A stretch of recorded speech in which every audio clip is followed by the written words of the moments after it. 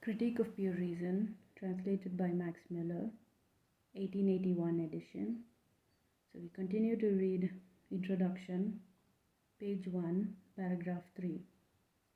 Kant says, but what is still more extraordinary is this, that certain kinds of knowledge leave the field of all possible experience and seem to enlarge the sphere of our judgments beyond the limits of experience by means of concepts to which experience can never supply any corresponding objects.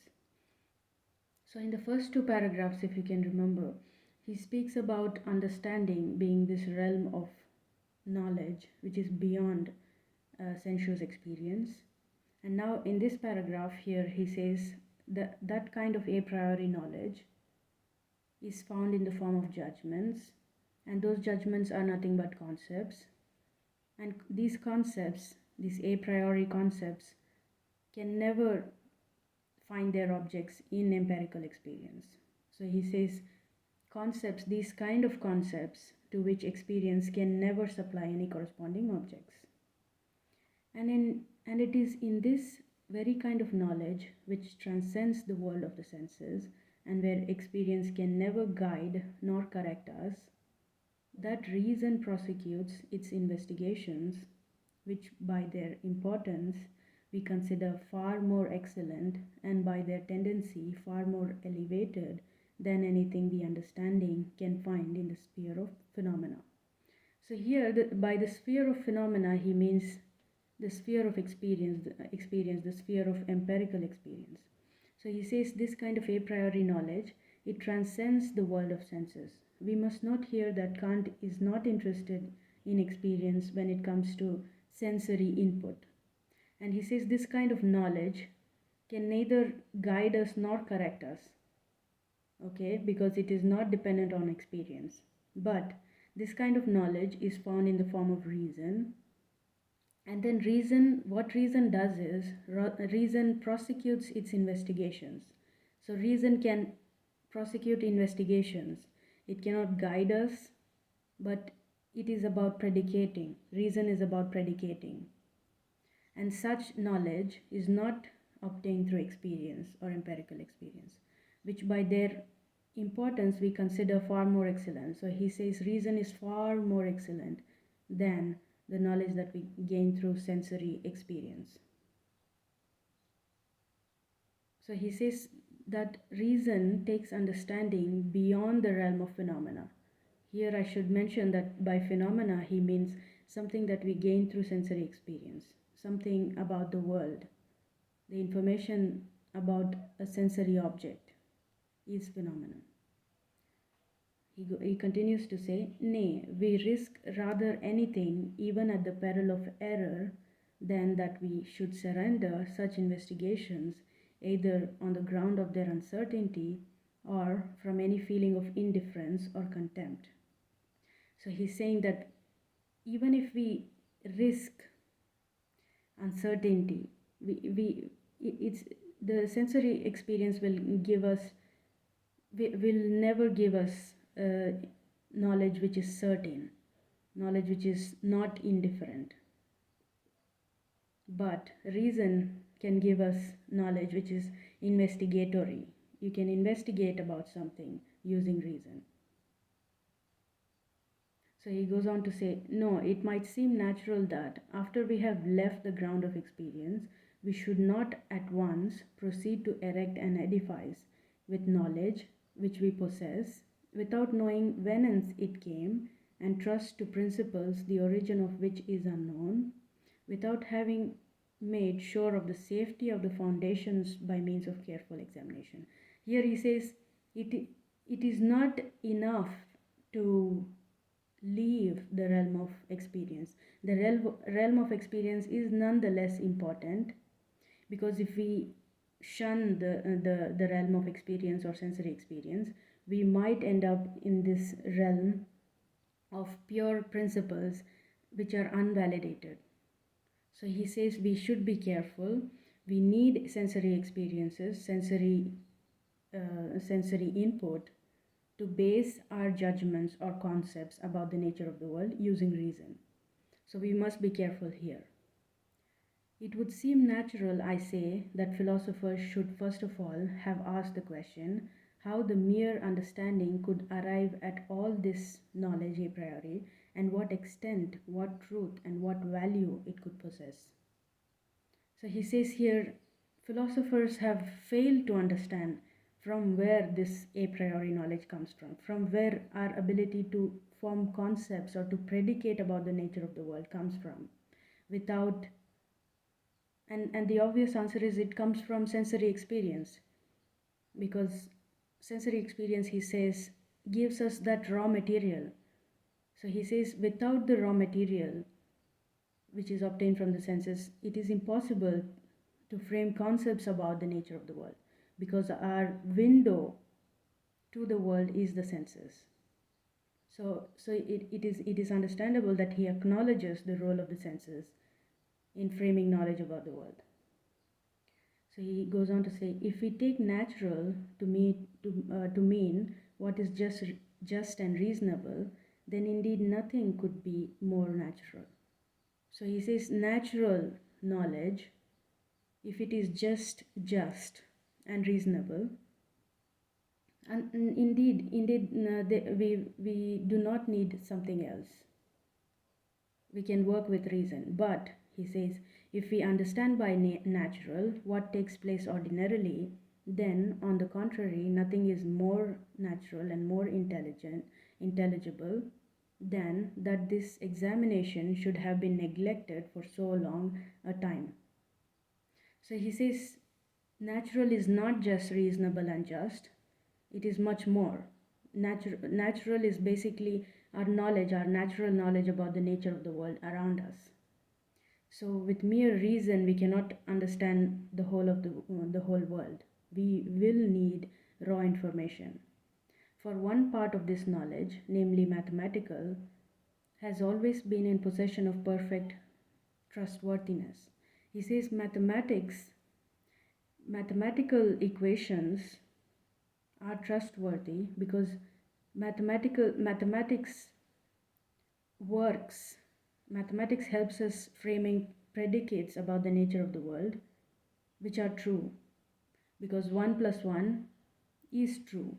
You can trust that 1 plus 1 is true, and thus produces a favorable presumption with regard to other parts also, although these may be of a totally different nature. Besides, once beyond the presence of experience, and we are certain that experience can never contradict us, while the charm of enlarging our knowledge is so great that nothing will stop our progress until we encounter a clear contradiction. This can be avoided if only we are cautious in our imaginations, which nevertheless remain what they are, imaginations only. So he says that while enlarging our knowledge, we must be careful that imagination might be contradicted by experience. Experience can show you that our prediction about the world might be wrong. So how far we can advance independent of all experience in a priori knowledge is shown by the brilliant example of mathematics. So he says that a perfect example of a priori knowledge is mathematics, because he is here referring to the concept of equation. Equation is basically you add initial conditions to an equation, you add some values to an equation, and the equation will give you an idea of the future state of events. So mathematics with precision. So mathematics cannot be contradicted by sensory information. 1 plus 1 is always going to be 2. It is not going to be 3. An empirical experience cannot negate that. So he says a perfect example of a priori knowledge is mathematics, because mathematics successfully predicts the nature of the world. It is true they deal with objects and knowledge so far only as they can be represented in intuition. But this is easily overlooked, because that intuition itself may be given a priori and be difficult to distinguish from a pure concept. He says we have to accept that mathematics also deals with objects in the world, sensory objects, because when you observe the nature of the world, and as a product of it you frame an equation. So mathematics in part depends on your sensory experience of the nature of the world around you. But he says the input that the sensory information provides with to mathematics could also be a priori. So he says in some cases a concept could perfectly define or even replace the sensory object that we are seeing. Thus, inspired by a splendid proof of the power of reason, the desire of enlarging our knowledge sees no limits.